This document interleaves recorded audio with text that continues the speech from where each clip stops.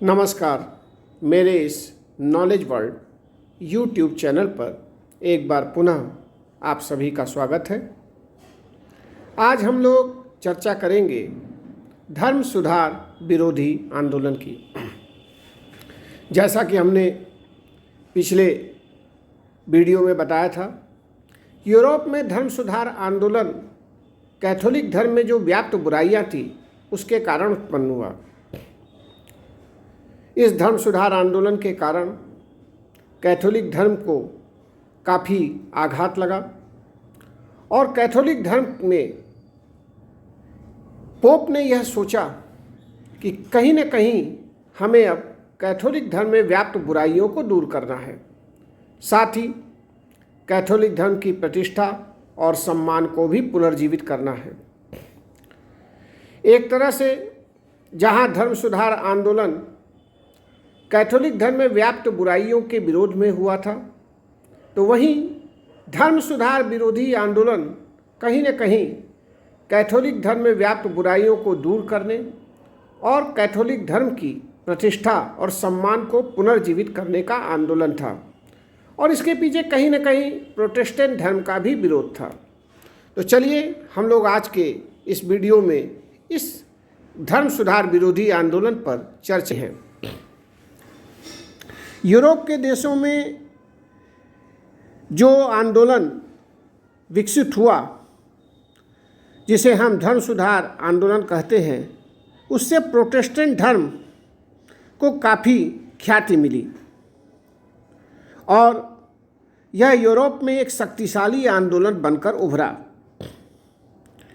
इसके विरोध में धर्म सुधार विरोधी आंदोलन शुरू हुआ। यूरोप के देशों में विकसित हुए प्रोटेस्टेंट धर्म तथा धर्म सुधार आंदोलन के विरुद्ध यूरोप में एक शक्तिशाली आंदोलन धर्म सुधार विरोधी आंदोलन के रूप में हुआ। इस समय तक यूरोप में कैथोलिक धर्म की स्थिति काफ़ी जर्जर हो चुकी थी। अतः ऐसी स्थिति में पोप ने कैथोलिक धर्म के पुनरुद्धार के लिए 1562 ईस्वी में ट्रेंट नामक स्थान पर एक सभा का आयोजन किया, जिसमें उन्होंने कैथोलिक धर्म के लिए नए नियमों को प्रतिपादित किया। ट्रेंट की सभा में पोप ने निम्नलिखित मुख्य नियम बनाए, जो कि इस प्रकार हैं।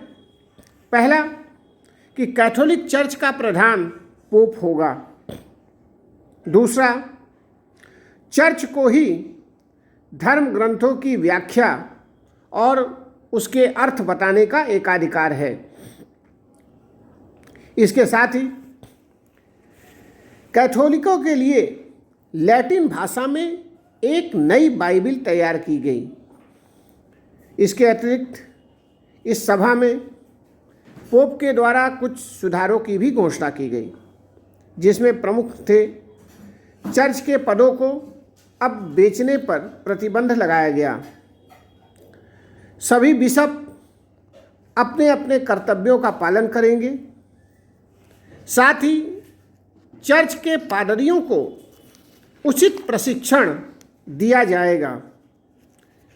इसके अलावा यह भी तय किया गया कि आवश्यकता अनुसार चर्च के उपदेश जन साधारण की भाषा में ही दिए जाएंगे।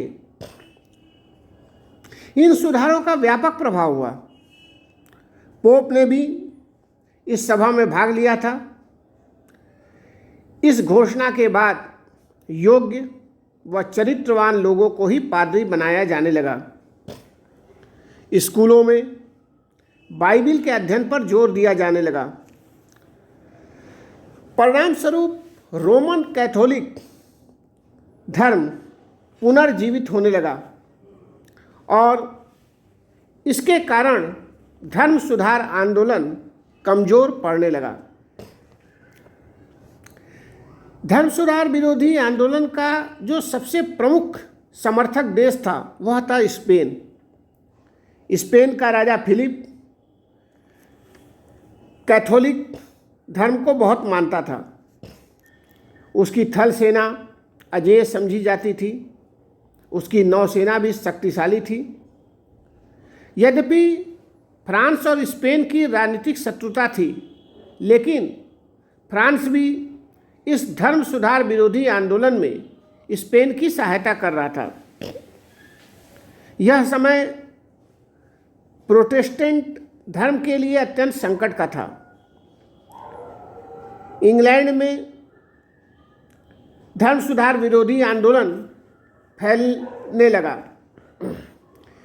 यूरोप के राष्ट्रों में इंग्लैंड ही एक ऐसा था जिसका शासक व जनता मुख्यतः प्रोटेस्टेंट मानी जाती थी।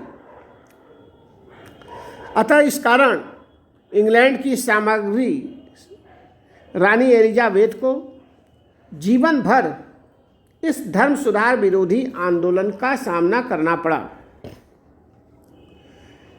इसी समय इंग्लैंड में प्रोटेस्टेंट धर्म व धर्म सुधार आंदोलन का विरोध करने के लिए जेसुइट संगठन की स्थापना की गई। इस नवनिर्मित संगठन का प्रमुख उद्देश्य प्रोटेस्टेंट धर्म का विरोध करना था और कैथोलिक धर्म का प्रचार करना। इस संगठन की स्थापना एक स्पेनी सैनिक इग्नेशियम लायला ने की थी। सबसे पहले इस संगठन की स्थापना स्पेन में हुई थी। इसके बाद इसकी अनेक शाखाएं यूरोप के अन्य देशों में स्थापित हुई। जेसुइट संगठन के लोगों ने कैथोलिक धर्म का प्रचार यूरोप के बाहर भी किया। इस संगठन ने इंग्लैंड की रानी एलिजाबेथ को भी कैथोलिक बनाने का काफ़ी प्रयास किया। इसके लिए उनका मानना था कि एलिजाबेथ का विवाह किसी कैथोलिक राजा से होना चाहिए। अतः उन्होंने यह प्रयास किया कि किसी तरह एलिजाबेथ व स्पेन के राजा फिलिप का विवाह हो जाए, परंतु एलिजाबेथ ने अपनी कूटनीति के सहारे इस विवाह को टाल दिया। जेसुइट यह भी चाहते थे कि यदि विवाह न हो सके तो इंग्लैंड के सिंहासन पर स्कॉटलैंड की रानी मेरी को बैठाया जाए,